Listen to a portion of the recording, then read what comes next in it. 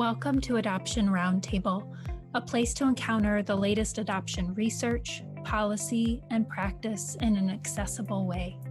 This is a space for adoptees, adoptive families, birth families, and adoption professionals.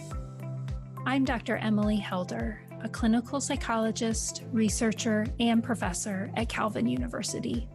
I am also the co-editor of the Routledge Handbook of Adoption, along with Dr. Elisha Marr and Dr. Gretchen Roble.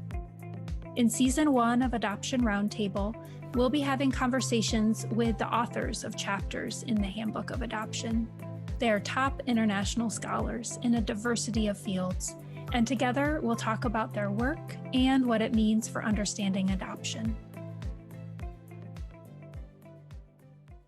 Hi, I'm Dr. Emily Helder, and I'm here with Dr. Elisha Marr. She's an associate professor in sociology and the gender studies program director at Calvin University. She's also the co-editor of the Routledge Handbook of Adoption, and together she and I wrote a chapter for the Handbook of Adoption entitled Religiosity and Adoption. So we're just going to spend some time talking about some of the themes that have come from that work. So yeah, Elisha, I'll kick us off. Would you maybe start us off at the beginning? We can kind of briefly describe what's existing already in terms of scholarship on religiosity and adoption in the US.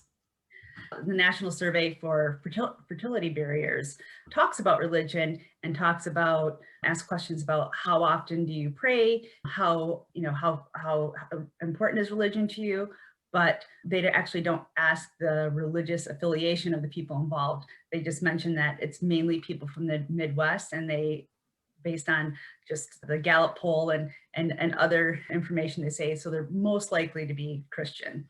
So a lot of the work that's out there is predominantly about Christianity, even though we found a few different articles that referenced Judaism and Catholicism. Mm-hmm.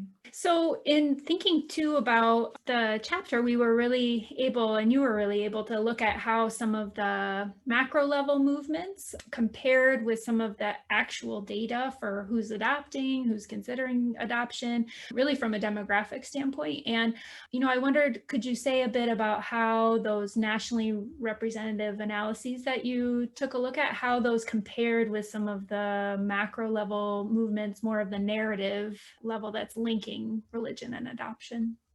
Yeah, so there's a lot of work out there about the Evangelical orphan movement, which involves different adoption institutions and agencies pairing with churches and informing their congregations about what the options are with adoption, how much it costs, what the benefits are to the children. So kind of creating those types of partnerships. And a lot of the research that is readily available to the public is about how this has increased the numbers of adoption that out there, that this has helped give more children homes. The more sociological, more recent critical analysis is that this may be more anecdotal rather than necessarily reflected in the adoption trends. And they looked at foster care to see if maybe foster care needs were decreasing because of the evangelical orphan care movement, and didn't really see any patterns in that way, saying that there's fewer foster children available because so many evangelical families are adopting them. What I did as a sociologist who's looking at demographic statistics on adoption, I looked at the National Survey of Family Growth. Now, this is one of the main sources of information about adoption because the survey's been in process since 1977, and they used to collect data periodically, like 1977, 1980s, and now it's actually just continuous, where they're always asking certain segments of the population these questions about family growth being anything like marriage and having a biological child, adopting. It even includes things about divorce and birth control. So all the different ways that people create families. So this is a nationally representative survey, and over time you can see the number of women who have considered adoption, the number of women who've considered and took steps to adopt, and also the number of women who've adopted.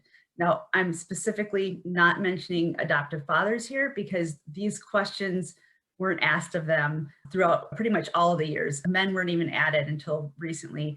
And even then, the adoption questions that are asked of them are about adopting a stepchild or a child that they already have a relationship with.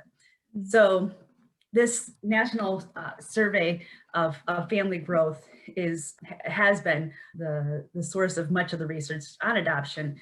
And when I looked at the information from 1977 through 2015 about adoptive mothers and their associated religious affiliation, what I found was that the percentage of adoptive mothers who identify as Protestant has actually increased over time.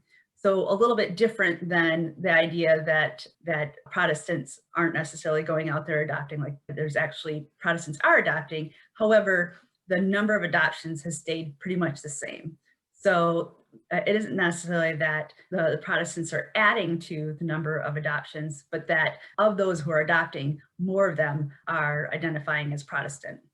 Now, one of the things that people would often say is, well, isn't that just simply the reflection of the US population that, Protestantism is the most common religious affiliation? I compared that as well, and that the numbers of people identifying as Protestant have increased, but haven't increased as much as the number of people who identify as Protestant who are adopting. So there is definitely a statistically significant difference between the number of women who identify as Protestant and adopt and the number of women who identify as Protestant. So there's overrepresentation of Protestant women. But again, just wanted to mention that looking at this macro level, that we're not really seeing any increases in the numbers of adoption. It's just the content of the people who are adopting and their religious affiliation has been changing. Sure. So they're like a bigger piece of the pie, essentially. Yeah. Say more too, because I know you took a look at sort of the intersection of race and ethnicity and some of the stuff you've been talking about. So how does some of that change or stay the same, depending on what racial or ethnic groups you're looking at? Well, it's kind of interesting because number one, it hasn't been asked in any, I would say, unanimous fashion over time. So in 1977, they looked at white women and Black women. And then at some point in the 1980s, they said there are white women and non-white women. And so non-white women is different than Black women. There was actually an article that analyzed Hispanic women and non-Hispanic white women.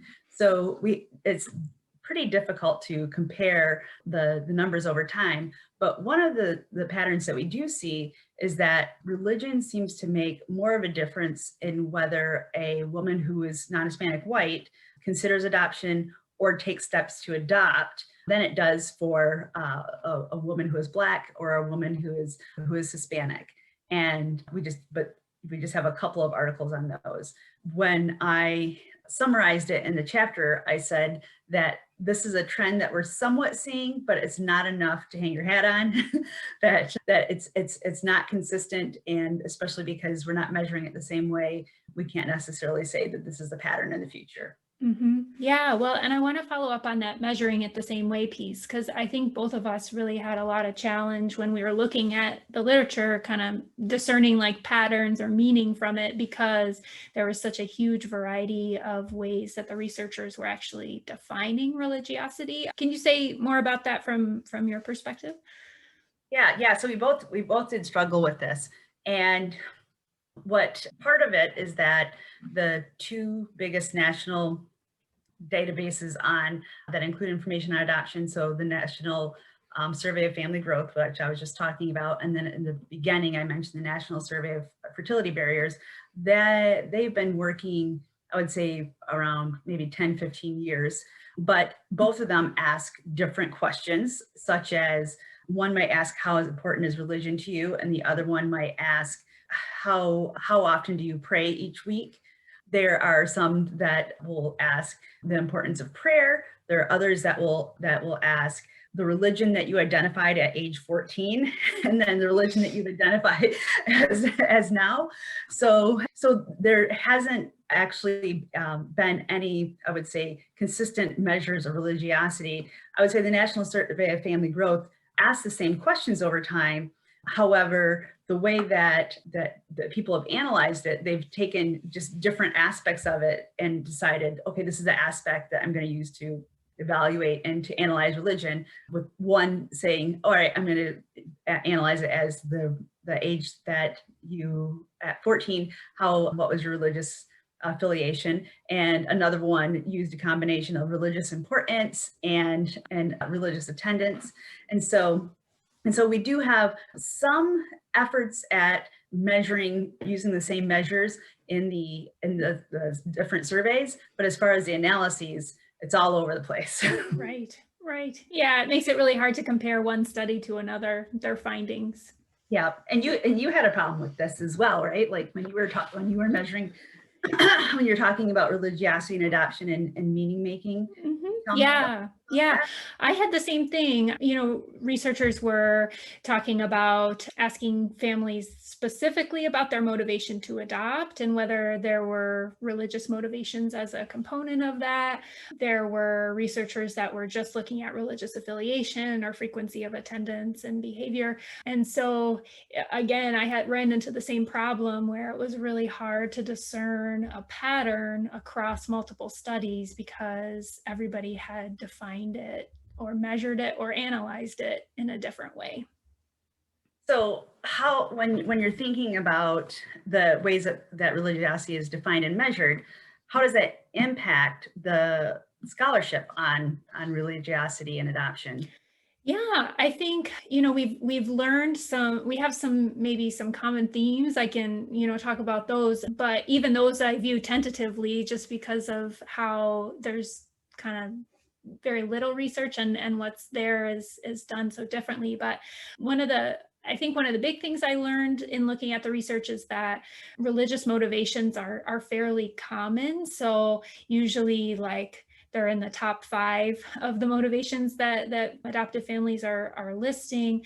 If you ask samples, whether religiosity was a motivation for them to adopt, somewhere in the neighborhood of 10% to a quarter of the families will say yes, although it varies a lot in terms of how religious the sample is that they're drawing on. So religious motivations are present for, a significant minority, I would say, and it does seem to impact the decisions that they make in the adoption process. So there's some pretty good research, I think, that suggests more religious families who are motivated by religiosity to adopt tend to be adopting older kids. They have a larger family size. They are more likely to adopt a child who has a medical condition or a disability. And that's probably where I would say I end with my confidence. The rest of the research is pretty small. There's some that's looking at, how does religiosity impact parenting and in the adoptive family, and those tend to find that families with religious motivation are more strict and somewhat less permissive in their discipline practices, which kind of mirrors larger research about religiosity and parenting. And then there is some research that looks at outcomes for kids, so if parents are religiously motivated to adopt, does that impact anything about the adoptive child's behavior, the parenting stress, that kind of thing. And some studies found no impact and some studies found a positive impact. But it was very hard to really come to a meaningful conclusion with how small the literature was and that sort of thing. Yeah. So a couple of conclusions, but not enough to necessarily to identify a pattern that you feel like is supported by the literature. Right. Yeah. Just a few studies here or there. Mm-hmm. Now, you were talking about the role of religion and motivations to adopt, and then also in parenting. What about how adoptive parents describe their experiences, right? What for these people who have adopted, I think we talked about this as meaning making, right? Mm-hmm. What type of role does religion play in meaning making when it comes to adoption? Yeah, I think the big disclaimer I have here is that the research that exists is all from the adoptive parents' perspective. So there's really nothing at all from the adult adoptees, for example. So this is a huge gap in the literature. But when they do ask adoptive parents these kinds of things, there are some themes that seem to emerge. One is that their parents motivated by religiosity do use their faith as a way of coping with some of the maybe fear or uncertainty or challenges that they might encounter either before or after the adoption. So it sort of reinforces hope, I think, for adoptive families. There's also some themes about faith in God's plan. So a lot of people were using that language, some going as far as saying, I feel like the adoption was a part of God's plan, or maybe just I trust in God's plan for my life, that he has good things for me. And so even in the midst of difficulty, I can trust him. So there's that sort of theme. Probably another one is the social support angle of faith communities. So both pre and post adoption, adoptive families talk about receiving a lot of support and care from their church communities. And then there was one set of studies that looked specifically at evangelical Christians and adoptive parents, and just talking about how they described deepening of their faith and their understanding of different faith concepts, and talked a lot about some of the adoption metaphors in scripture in the Christian Bible and how those related to their own experience. So yeah, I guess in summary, it was a range of things, both providing hope, community, and then sometimes deepening faith. Again, just in the context of adoptive parents, though. Yes, so self-reports on the adoptive parents' experience, but there's definitely others involved, right? Like the adoptee themselves. So yeah. They're an important part of things. Yeah. In thinking, maybe we can both reflect on this, but as you think about the research that you did take a look at to write this chapter and some of the data analysis you did, do you see some gaps in what is existing already in terms of research on this topic of religiosity and adoption? yeah, I was really surprised to find that religion hasn't been a focus of adoption research. So out of all the literature I looked at, it involved a lot of looking at income and education. It looked at infertility and whether the person had any biological children. It actually also looked at pregnancy loss or the death of a child as well. So those things were pretty consistently analyzed throughout all the literature. It seemed like religion was almost an afterthought, kind of like, oh, we'll throw this in here, but not necessarily putting a lot of thought into what measurement and what measurement means. So really, pretty much all the research out there most of the research out there I would describe as looking at demographics, and religion is one of those many demographics, and is not necessarily even attended to in the literature review or even in the explanations, the findings, the conclusions that much. So that surprised me because of the evangelical orphan care movement, that religion wouldn't be something that people were interested in finding more about. In addition to that, just thinking about the fact that many adoption agencies are faith-based, right? So they're associated with Lutheranism, or being Lutheran, or Catholic, or other religious groups.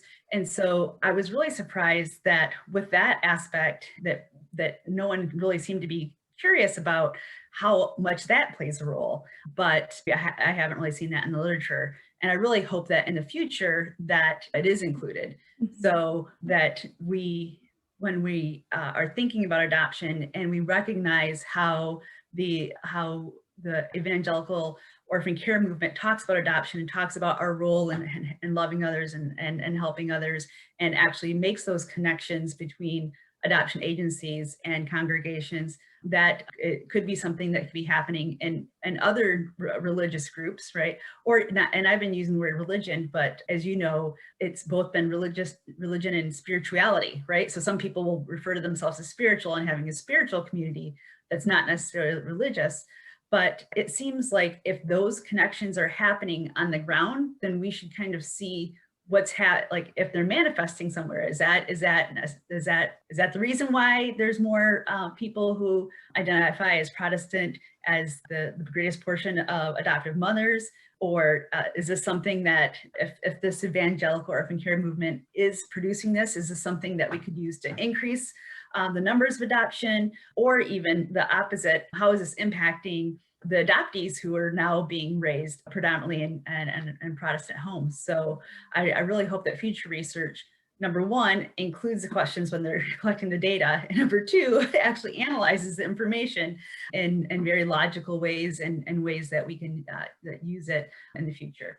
Yeah, I completely agree. I mean, there's just such a lack of research about how, the outcomes are for kids, for example, raised by families who have this religious motivation. We really have kind of no idea. And there's really ignoring of adult adoptees and their perspective on this. So there's a lot of room for more study, I think. Yeah.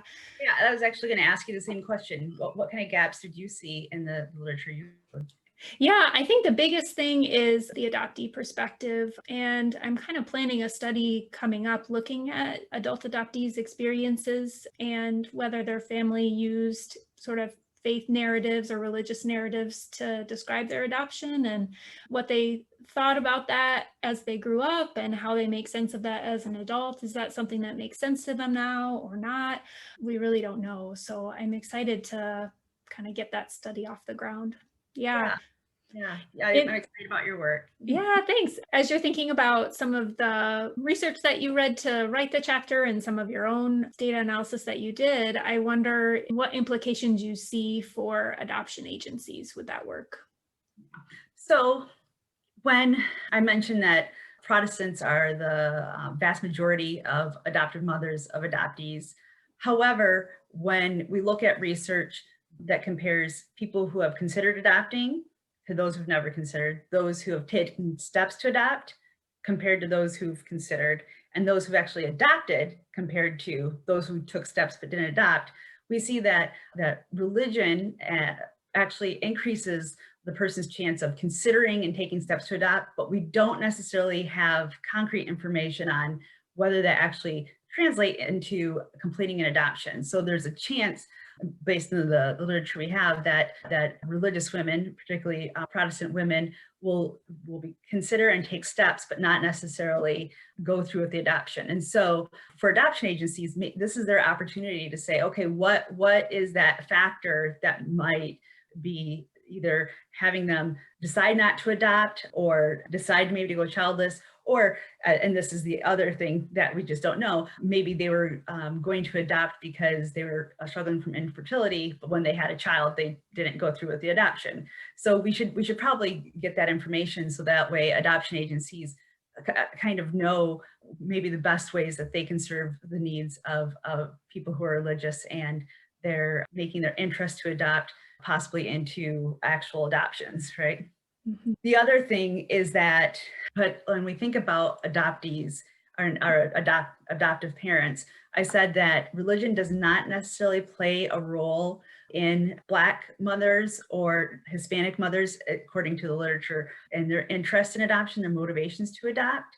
And some people, my theory is that maybe they have high levels of religiosity already. So that's not necessarily the difference in what increases their motivation to adopt. But we should at least examine that, right? So that bringing together both the intersection of religion and race and how that impacts ideas about what adoption is, and if it's good or bad, and if it's something that people can partake in. And then when I looked at the non-Hispanic white women, when I looked at that, them saying that religion increased their propensity to adopt, I also wondered, with the number of faith-based agencies out there, if there are certain groups, maybe racial ethnic groups, or maybe even social class groups, that are either being discriminated against when they're applying to adopt, or that they have fewer adoption agencies that they even contact because based on religion or a lack of a religious affiliation. So that is something that we should also look at, because rather than just saying, wow, look at all these adoptive parents, most of them are Protestant. Yeah. That means Protestants are the ones that are the ones that are most likely to adopt. Maybe they're just the most able to adopt, right? So that's something that adoption agencies would really benefit from is having that information. Yeah, interrogating that a little bit further. Yeah. The other things I would add for the implications, at least for the part that I looked at with religious motivation and meaning making, is that it is pretty clear that folks who are motivated by religious reasons to adopt are adopting kids who are older, who have special placement needs, larger sibling groups, that kind of thing. And if agencies are looking to find, good homes that are a good match for those kids, they can take advantage of that to some extent. But at the same time, I would really love for faith-based agencies in particular to really have discussions with families who are expressing religious motivations and really sort of help them more deeply consider how those narratives that they have are, how they're impacting their parenting, what kind of messages they're giving their children about adoption and its links or lack of links with faith, just so that they're really appropriately nuanced, so that adoptees have a understanding from a young age that adoption is complicated, and to kind of avoid some of the more simplistic narratives. So those would be kind of my pieces as well. Yeah. Yeah, it's pretty neat how, as a psychologist, where you're coming from, kind of talking to people and getting that data that's more qualitative, more about people explaining about what's going on, and then I bring in the other side of looking at the more macro level national data, how they both complement each other, and both actually point to very similar things that are needed for not only the scholarship on adoption, but also for adoption agencies, adoption practitioners, adoptive families, adoptees. Right. Yeah, definitely. I think we're a good team. Yeah. Well, thanks so much for taking some time to talk through what we wrote together. I am hopeful that it's helpful for people as they're processing our chapter. Yes. Thank you for interviewing me, and thank you for working with me. Thanks for joining us at Adoption Roundtable. Please subscribe wherever you access your podcasts. We love to hear from you and have conversations about your reactions, questions, and experiences. We'd especially appreciate feedback if you have topics or questions that we could address in future episodes. You can find me on Facebook at helder.emily and at my website, emilyhelder.com. There you can sign up for my newsletter for the latest on adoption research and practice. Thanks for joining us.